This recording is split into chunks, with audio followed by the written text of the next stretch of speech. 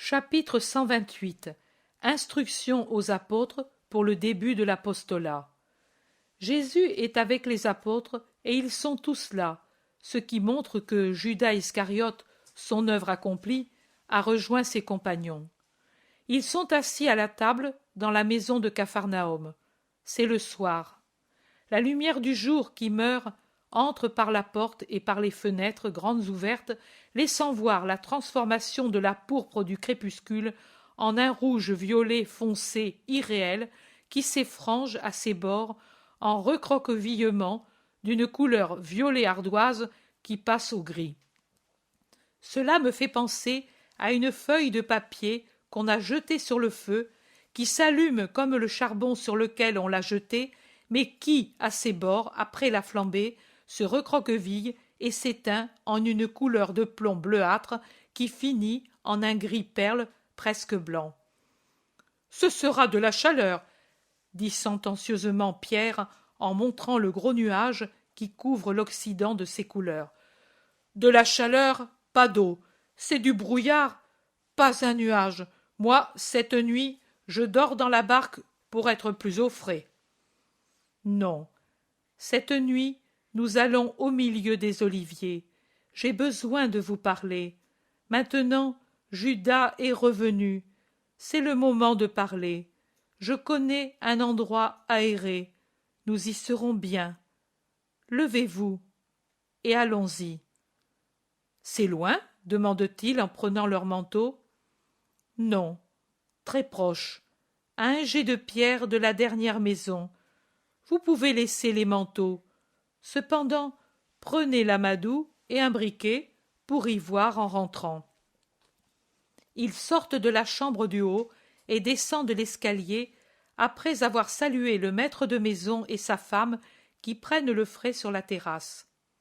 Jésus tourne résolument le dos au lac et après avoir traversé le pays, fait 200 ou 300 mètres parmi les oliviers d'une première petite colline qui se trouve en arrière du pays. Il s'arrête sur une butte qui, par sa situation dégagée et libre d'obstacles, profite de tout l'air dont on peut jouir en cette nuit de chaleur étouffante. Asseyons-nous et prêtez-moi attention. L'heure est venue pour vous d'évangéliser. Je suis à peu près au milieu de ma vie publique pour préparer les cœurs à mon royaume. C'est le moment que mes disciples aussi prennent part à la préparation de ce royaume. Les rois agissent ainsi quand ils ont décidé la conquête d'un royaume. D'abord, ils enquêtent et fréquentent les personnes pour se rendre compte des réactions et les gagner à l'idée qu'ils poursuivent. Puis, ils développent la préparation de l'entreprise en envoyant des éclaireurs sûrs dans les pays à conquérir. Et ils les envoient de plus en plus nombreux jusqu'à ce que soit connu le pays dans toutes ses particularités géographiques et morales. Puis, après cela, le roi achève son œuvre en se proclamant roi du pays et en se faisant couronner. Et il coule du sang pour y arriver, car les victoires coûtent toujours du sang. Nous sommes prêts à combattre pour toi et à verser notre sang, promettent unanimement les apôtres. Je ne verserai d'autre sang que celui du saint et des saints. Tu veux commencer la conquête par le temple en faisant irruption à l'heure des sacrifices? Ne divaguons pas, amis. L'avenir, vous le connaîtrez en son temps, mais ne frémissez pas d'horreur. Je vous assure que je ne bouleverserai pas les cérémonies par la violence d'une irruption. Pourtant, elles seront bouleversées et il y aura un soir où la terreur empêchera les prières rituelles, la terreur des pécheurs. Mais moi, ce soir-là, je serai en paix en mon esprit et en mon corps, une paix totale, bienheureuse.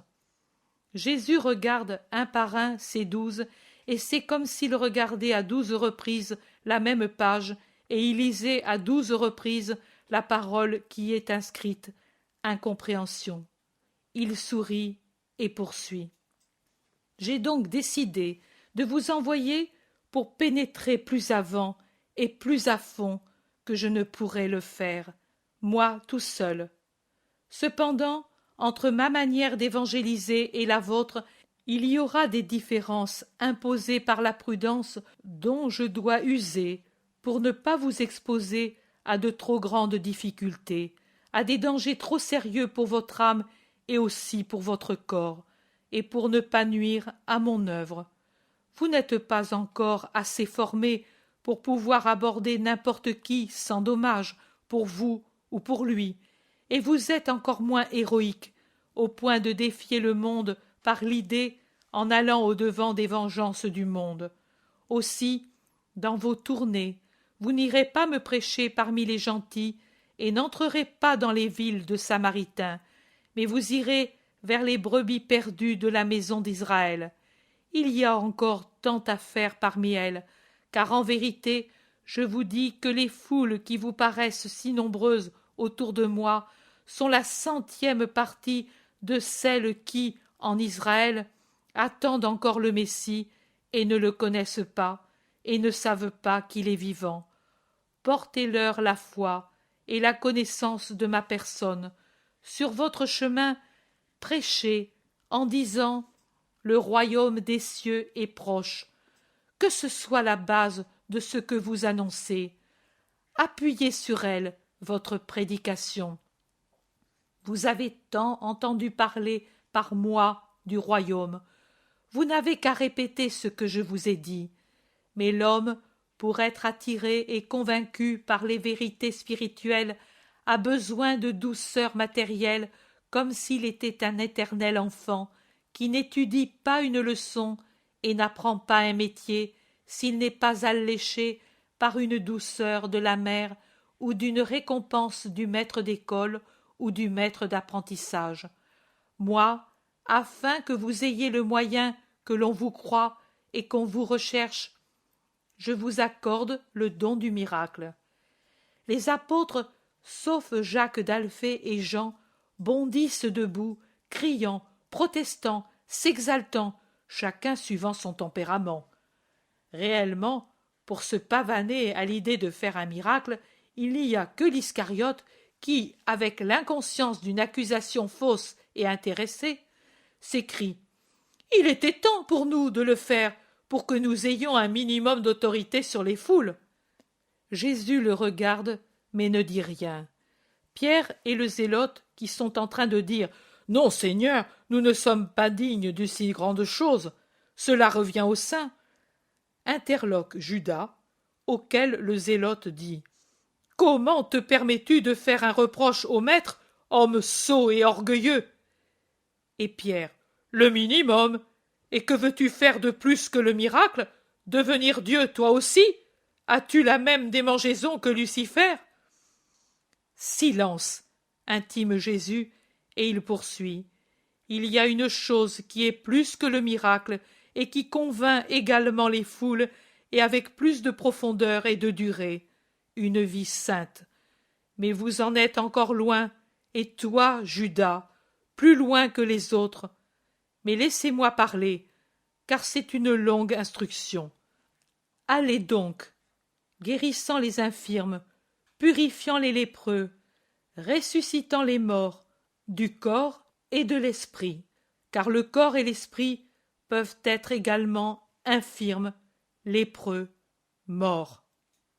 Et vous aussi, sachez comment on s'y prend pour opérer le miracle, par une vie de pénitence, une prière fervente, un désir sincère de faire briller la puissance de Dieu, une humilité profonde, une charité vivante, une foi enflammée, une espérance qui ne se trouble pas pour les difficultés d'aucune sorte.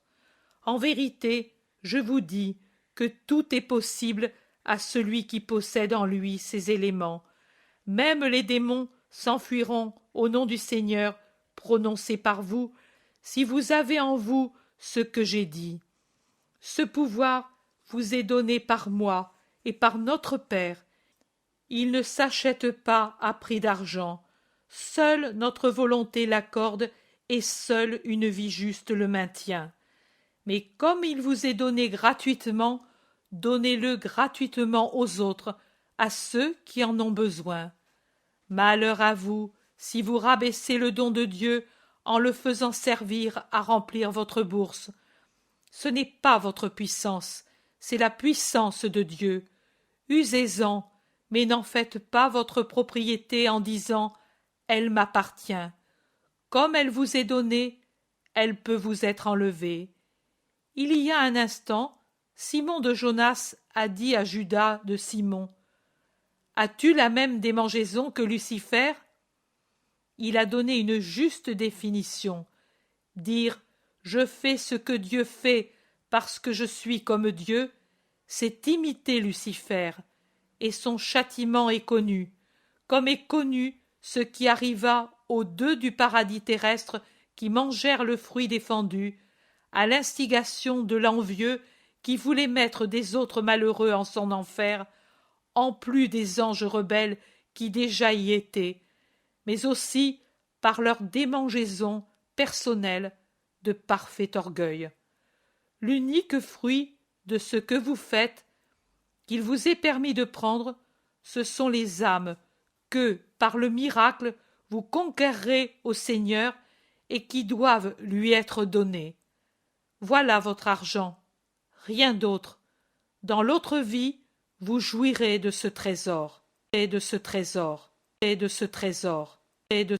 Allez, sans richesse, ne portez sur vous ni or, ni argent, ni pièces de monnaie dans vos ceintures, pas de sac de voyage avec 2 ou plusieurs vêtements, ni sandales de rechange, ni bâton de voyage, ni armes, car pour le moment, vos visites apostoliques seront courtes, et à chaque veille de sabbat, nous nous retrouverons, et vous pourrez changer vos vêtements humides de sueur sans avoir à emporter de vêtements de rechange.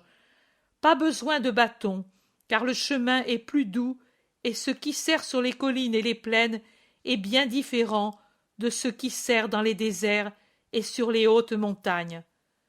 Pas besoin d'armes, elles sont bonnes pour les hommes qui ne connaissent pas la sainte pauvreté et qui ignorent le divin pardon. Mais vous n'avez pas de trésor à garder et à défendre des voleurs. Le seul à craindre, l'unique larron pour vous, c'est Satan. Et lui se vainc par la constance et la prière, non avec les épées et les poignards. Si l'on vous offense, pardonnez. Si l'on vous dépouille de votre manteau, donnez aussi votre vêtement. Restez même tout à fait nus par douceur et détachement des richesses. Vous ne scandaliserez pas les anges du Seigneur, ni non plus l'infinie chasteté de Dieu, car votre charité vêtirait d'or votre corps nu, la douceur ferait office de ceinture, et le pardon à l'égard du voleur vous donnerait un manteau et aussi une couronne royale. Vous seriez donc mieux vêtu qu'un roi, et non pas d'étoffe corruptible, mais de matière incorruptible. N'ayez pas de préoccupation pour votre nourriture. Vous aurez toujours ce qui convient à votre condition et à votre ministère, car l'ouvrier mérite la nourriture qu'on lui apporte, toujours, si les hommes n'y pourvoyaient pas. Dieu pourvoirait aux besoins de son ouvrier. Je vous ai déjà montré que, pour vivre et pour prêcher, il n'est pas nécessaire d'avoir le ventre plein de la nourriture que l'on a ingurgitée. C'est la destinée des animaux immondes dont la mission est celle de s'engraisser pour qu'on les tue, et qu'ils engraissent les hommes. Mais vous, vous ne devez engraisser votre esprit et celui des autres que de nourriture qui apporte la sagesse. Et la sagesse se dévoile à un esprit que n'obscurcit pas l'excès de nourriture, et à un cœur qui se nourrit de choses surnaturelles. Vous n'avez jamais été aussi éloquent qu'après votre retraite sur la montagne, et vous ne mangiez alors que l'indispensable pour ne pas mourir. Et pourtant, à la fin de la retraite, vous étiez fort et joyeux comme jamais. N'est-ce pas vrai, peut-être? Dans toute ville ou localité où vous entrerez, informez-vous qu'il y ait qui mérite de vous accueillir, non parce que vous êtes Simon ou Judas ou Barthélemy ou Jacques ou Jean, et ainsi de suite, mais parce que vous êtes les envoyés du Seigneur. Quand bien même vous seriez des rebuts, des assassins, des voleurs, des publicains maintenant repentis et à mon service, vous méritez le respect parce que vous êtes mes envoyés. Je dis plus encore, je dis malheur à vous si vous vous présentez comme mes envoyés et si vous êtes intérieurement abjects et insatanisés. Malheur à vous, l'enfer, c'est encore peu pour récompenser votre duperie.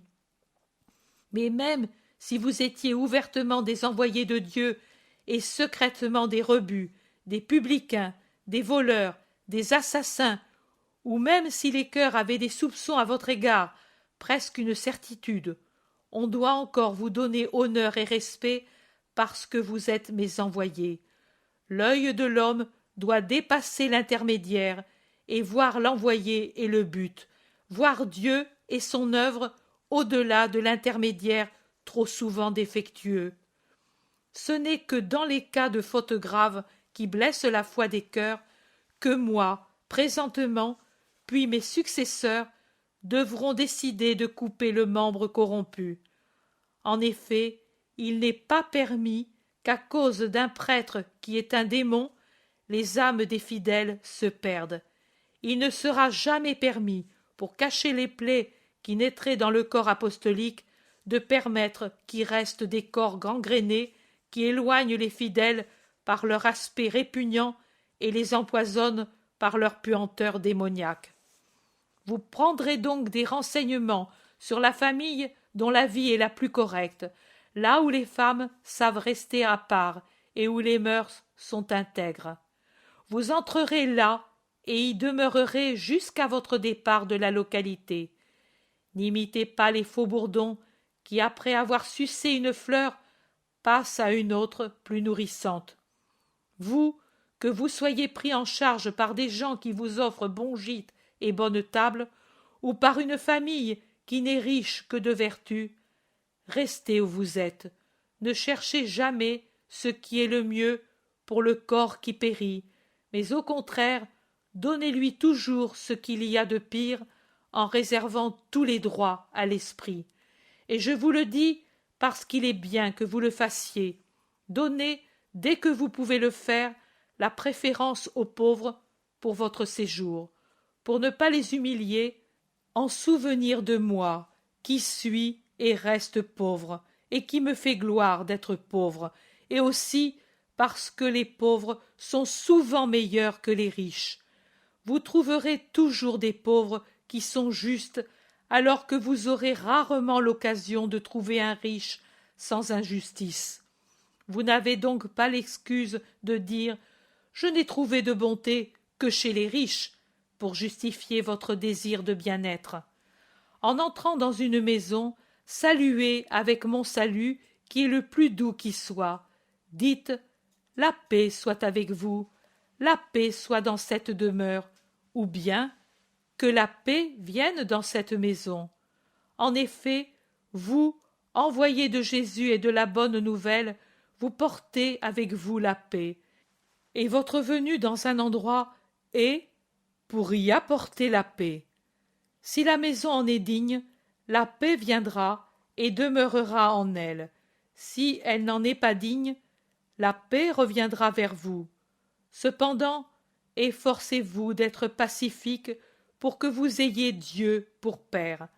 Un Père aide toujours, et vous, aidés par Dieu, ferez bien toutes choses.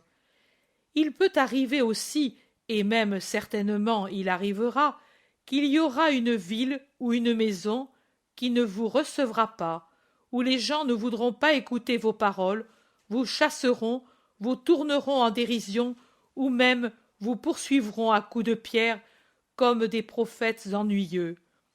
Et alors vous aurez plus que jamais besoin d'être pacifique, humble, doux dans votre manière de vivre. Autrement, en effet, la colère prendra le dessus et vous pécherez en scandalisant ceux que vous devez convertir et en augmentant leur incrédulité. Alors que si vous acceptez avec paix l'offense de vous voir chassé, ridiculisé, poursuivi, vous convertirez par la plus belle prédication, la prédication silencieuse de la vraie vertu. Vous retrouverez un jour les ennemis d'aujourd'hui sur votre chemin, et ils vous diront « Nous vous avons cherché, parce que votre manière d'agir nous a persuadés de la vérité que vous annoncez. Veuillez nous pardonner et nous accueillir comme disciples, car nous ne vous connaissions pas, mais maintenant nous vous connaissons pour saints, et si vous êtes saints, vous devez être les envoyés d'un saint, et nous croyons maintenant en lui. Mais en sortant de la ville ou de la maison où vous n'avez pas été accueillis, secouez jusqu'à la poussière de vos sandales pour que l'orgueil et la dureté de ce lieu ne s'attachent même pas à vos semelles. En vérité, je vous dis, au jour du jugement, Sodome et Gomorrhe seront traités moins durement que cette ville, que cette ville, que cette ville. Voici que je vous envoie comme des brebis parmi les loups. Soyez donc prudents comme les serpents et simples comme les colombes, car vous savez comment le monde, qui en vérité compte plus de loups que de brebis, agit même avec moi qui suis le Christ. Moi, je puis me défendre par ma puissance, et je le ferai jusqu'à ce que ce soit l'heure du triomphe temporaire du monde. Mais vous n'avez pas cette puissance, et vous avez besoin d'une plus grande prudence et de simplicité. Donc, plus de sagacité pour éviter présentement les prisons et les flagellations. En vérité, vous, pour le moment, malgré vos protestations que vous voudriez donner votre sang pour moi, vous ne supportez même pas un regard ironique ou coléreux. Puis viendra le temps où vous serez forts comme des héros contre toutes les persécutions, plus forts que des héros, d'un héroïsme inconcevable pour le monde, inexplicable, et qu'on qualifiera de folie. Non, ce ne sera pas de la folie, ce sera l'identification de l'homme avec l'homme-dieu par la force de l'amour, et vous saurez faire ce que j'aurai déjà fait. Pour comprendre cet héroïsme, il faudra le voir, l'étudier et le juger d'un point de vue ultra-terrestre, car c'est une chose surnaturelle qui dépasse toutes les limites de la nature humaine. Mes héros seront des rois de l'esprit, éternellement rois et héros.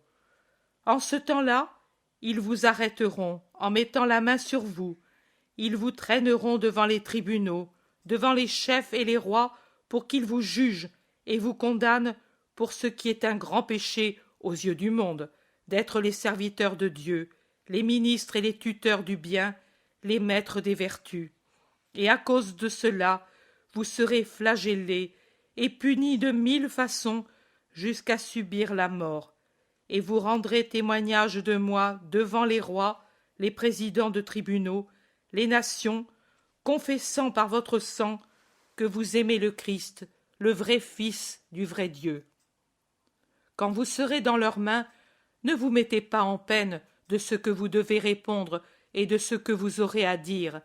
N'ayez alors aucune peine, sauf l'affliction à l'égard des juges et des accusateurs, que Satan dévoie au point de les rendre aveugles pour la vérité. Les paroles à dire vous seront données à ce moment-là. Votre Père vous les mettra sur les lèvres, parce que, alors, ce ne sera pas vous qui parlerez pour convertir à la foi et professer la vérité, mais ce sera l'Esprit de votre Père qui parlera en vous. Alors le frère donnera la mort à son frère, le père à son fils, les fils se dresseront contre leurs parents et les feront mourir. Non, ne vous évanouissez pas et ne vous scandalisez pas. Répondez-moi, pour vous, quel est le plus grand crime, de tuer un père, un frère, un enfant, ou Dieu lui-même? Dieu, on ne peut le tuer, dit sèchement Judas Iscariote. C'est vrai, c'est un esprit qu'on ne peut saisir, confirme Barthélemy. Et les autres, tout en se taisant, sont du même avis. Moi, je suis Dieu et chair, dit calmement Jésus. Personne ne pense à te tuer, réplique l'Iscariote. Je vous en prie, répondez à ma question. Mais il est plus grave de tuer Dieu, cela s'entend. Eh bien, Dieu sera tué par l'homme, dans sa chair d'homme-dieu et dans l'âme de ceux qui tueront l'homme-dieu. Donc, comme on arrivera à ce crime sans que son auteur en éprouve de l'horreur, on en arrivera pareillement au crime des pères, des frères, des fils, contre les fils, les frères, les pères. Vous serez haïs de tous à cause de mon nom, mais celui qui aura persévéré jusqu'à la fin sera sauvé. Et quand ils vous persécuteront dans une ville, fuyez dans une autre, non par lâcheté, mais pour donner le temps à l'Église du Christ qui vient de naître d'arriver à l'âge non plus d'un bébé faible et incapable, mais à l'âge de la majorité où elle sera capable d'affronter la vie et la mort sans craindre la mort. À ceux auxquels l'Esprit conseillera de fuir, qu'ils fuient, comme j'ai fui quand j'étais tout petit. En vérité, dans la vie de mon Église se répéteront toutes les vicissitudes de ma vie d'homme, toutes, depuis le mystère de sa formation à l'humilité des premiers temps, jusqu'aux troubles et aux embûches qu'amènera la férocité des hommes, jusqu'à la nécessité de fuir pour continuer à exister. Depuis la pauvreté et le travail assidu, jusqu'à beaucoup d'autres choses que je vis actuellement, que je souffrirai par la suite avant d'arriver au triomphe éternel. Pour ceux, au contraire, auxquels l'Esprit conseille de rester, qu'ils restent, car s'ils tombent morts, ils vivront et seront utiles à l'Église, car c'est toujours bien ce que l'Esprit de Dieu conseille. En vérité, je vous dis que vous ne finirez pas, vous et vos successeurs, de parcourir les rues et les villes d'Israël avant que vienne le Fils de l'homme.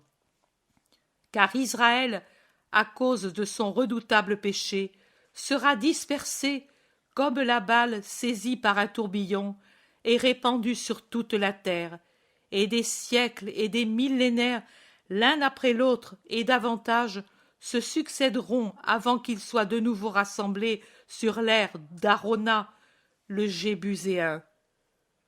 Toutes les fois qu'il essaiera, avant l'heure marquée, il sera de nouveau pris par le tourbillon et dispersé, parce qu'Israël devra pleurer son péché pendant autant de siècles qu'il y a de gouttes qui pleuvront des veines de l'agneau de Dieu immolé pour les péchés du monde. Et mon Église devra aussi, elle, qui aura été frappée par Israël en moi et en mes apôtres et disciples, ouvrir ses bras de mer et chercher à rassembler Israël sous son manteau, comme une poule le fait avec ses poussins qui se sont écartés. Quand Israël sera tout entier sous le manteau de l'Église du Christ, alors je viendrai. Mais cela, c'est l'avenir. Parlons des temps qui ne vont pas tarder de venir. Rappelez-vous que le disciple n'est pas plus que le maître, et le serviteur plus que le maître qui commande. Il suffit par conséquent au disciple d'être comme le maître, et c'est déjà un honneur immérité. Et le serviteur comme celui qui le commande, et c'est déjà de la bonté surnaturelle de vous accorder qu'il en soit ainsi. S'ils ont appelé Belzébuth, le maître de maison, comment appelleront-ils ses serviteurs? Et les serviteurs, pourront-ils se révolter si le maître ne se révolte pas, ne hait ni ne maudit, mais calme dans sa justice, continue ses œuvres, en remettant le jugement à un autre moment, quand, après avoir tout essayé pour les persuader, il aura constaté en eux l'obstination dans le mal? Non, les serviteurs ne pourront pas faire ce que leur maître ne fait pas, mais plutôt l'imiter en pensant qu'eux sont aussi des pécheurs, alors que lui était sans péché. Ne craignez donc pas ceux qui vous appelleront démons. Il arrivera un jour où la vérité sera connue, et on verra alors qui était le démon, vous ou eux. Il n'y a rien de caché qui ne doive être révélé, ni rien de secret qui ne doive être connu. Ce que je vous dis maintenant dans l'obscurité et en secret, car le monde n'est pas digne de connaître toutes les paroles du Verbe, n'en est pas encore digne, et ce n'est pas l'heure de le dire aussi aux indignes. Vous, quand ce sera l'heure que tout doive être connu, dites-le en plein jour, criez du haut des toits ce que maintenant je vous dis tout bas, m'adressant davantage à votre âme qu'à votre oreille, car alors le monde aura été baptisé par le sang, et Satan aura contre lui un étendard grâce auquel le monde pourra, s'il le veut, comprendre les secrets de Dieu, alors que Satan ne pourra nuire qu'à ceux qui désirent la morsure de Satan et la préfèrent à mon baiser. Mais 8 parties du monde sur 10 ne voudront pas comprendre. Seule la minorité voudra savoir tout, poursuivre tout ce qui constitue ma doctrine. Peu importe. Comme on ne peut séparer ces 2 parties saintes de la masse injuste, prêchez aussi du haut des toits ma doctrine, prêchez-la du haut des montagnes, sur les mers sans bornes, dans les entrailles de la terre. Quand bien même les hommes ne l'écouteraient pas, les divines paroles seront recueillies par les oiseaux et les vents, les poissons et les flots, et les entrailles de la terre en garderont l'écho pour le dire aux sources, aux minéraux, aux métaux, et tous en jouiront, car eux aussi ont été créés par Dieu pour servir d'escabeau à mes pieds et être une joie pour mon cœur. Ne craignez pas ceux qui tuent le corps, mais ne peuvent tuer l'âme, mais craignez seulement celui qui peut envoyer votre âme à la perdition et, au jugement dernier, la réunir au corps ressuscité pour les jeter dans les feux de l'enfer. Ne craignez pas. Est-ce que peut-être on ne vend pas 2 passereaux pour 1 sou? Et pourtant, sans la permission du Père, pas un d'eux ne tombera malgré tous les pièges de l'homme. Ne craignez donc pas. Vous êtes connus de mon Père. Il connaît le nombre de cheveux que vous avez sur la tête. Vous avez plus de valeur qu'un grand nombre de passereaux. Et je vous dis que celui qui me reconnaîtra devant les hommes, je le reconnaîtrai, moi, devant mon Père qui est aux cieux. Mais celui qui me reniera devant les hommes, moi aussi, je le renierai devant mon Père. Reconnaître, ici, veut dire suivre et mettre en pratique. Renier veut dire abandonner mon chemin par lâcheté, par la triple concupiscence, ou par un calcul mesquin, par affection humaine envers un des vôtres qui m'est opposé, parce que cela se produira. Ne pensez pas que je sois venu établir la concorde sur la terre et à travers la terre. Ma paix est plus élevée que les paix faites par calcul pour se tirer d'affaire jour après jour. Je ne suis pas venu apporter la paix, mais le glaive tranchant pour couper les lianes qui retiennent dans la boue et ouvrir les chemins aux voies du surnaturel. Je suis donc venu séparer le fils du père, la fille de la mère, la bru de la belle-mère, car je suis celui qui règne et qui a tous les droits sur ces sujets, car personne n'est plus grand que moi quand il s'agit des droits sur les affections, car c'est en moi que tous les amours se centralisent et se subliment. Moi, je suis père, mère, époux, frère, ami, et je vous aime comme tel, et comme tel, je dois être aimé. Et quand je dis je veux, il n'y a pas de lien qui puisse résister, et la créature est mienne. C'est moi qui l'ai créée avec le Père, c'est par moi-même que je la sauve, et moi, j'ai le droit de la posséder. En vérité, les ennemis de l'homme, ce sont les hommes, en plus des démons, et les ennemis de l'homme, du chrétien, ce seront ceux de sa famille, par leurs lamentations, leurs menaces ou leurs supplications. Qui donc désormais aimera son père et sa mère plus que moi n'est pas digne de moi. Qui aime son fils ou sa fille plus que moi n'est pas digne de moi. Celui qui ne prend pas sa croix quotidienne, complexe, faite de résignation, de renoncement, d'obéissance, d'héroïsme, de douleur, de maladie, de lutte, de tout ce que manifeste la volonté de Dieu ou une épreuve qui vient de l'homme, et ne me suit pas avec elle, n'est pas digne de moi. Celui qui tient compte de la vie de la terre plus que de la vie spirituelle perdra la vraie vie. Celui qui aura perdu la vie de la terre par amour pour moi la retrouvera éternelle et bienheureuse. Celui qui vous reçoit me reçoit. Celui qui me reçoit reçoit celui qui m'a envoyé. Celui qui reçoit un prophète en tant que prophète recevra une récompense proportionnée à la charité qu'il donne au prophète. Celui qui reçoit un juste en tant que juste recevra une récompense proportionnée à la charité qu'il donne au juste. Et cela parce que celui qui, dans un prophète, reconnaît un prophète, c'est signe qu'il est prophète lui aussi, c'est-à-dire très saint, parce que l'Esprit de Dieu le tient dans ses bras.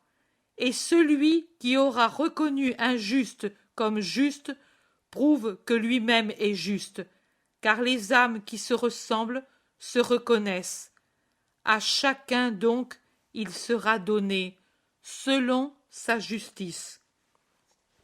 Mais à qui aura donné même un seul calice d'eau pure à un de mes serviteurs, fût-il même le plus petit, et sont des serviteurs de Jésus tous ceux qui le prêchent par une vie sainte, et peuvent l'être les rois comme les mendiants, les sages comme ceux qui ne savent rien, les vieillards comme les tout-petits, car à tous les âges et dans toutes les classes, on peut être mes disciples.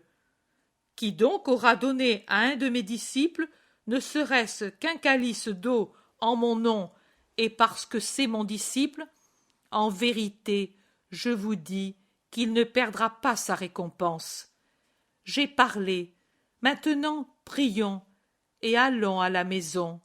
Vous partirez à l'aube, et ainsi, Simon de Jonas avec Jean, Simon le Zélote avec Judas Iscariote, André avec Matthieu, Jacques d'Alphée avec Thomas, Philippe avec Jacques de Zébédée, Jude, mon frère, avec Barthélemy.